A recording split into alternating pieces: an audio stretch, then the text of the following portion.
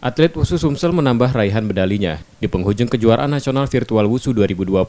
Atlet Wushu Sumsel William Hendry menambah 1 medali emas dan 1 medali perunggu. Sedangkan Vincent Leonardo menyumbangkan 1 medali perunggu.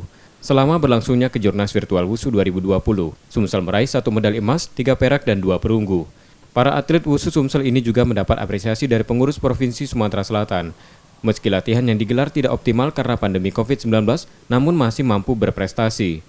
Sebetulnya kalau saya secara pribadi kami belum puas karena kita menargetkan paling tidak kita minimal bisa meraih 2 medali emas.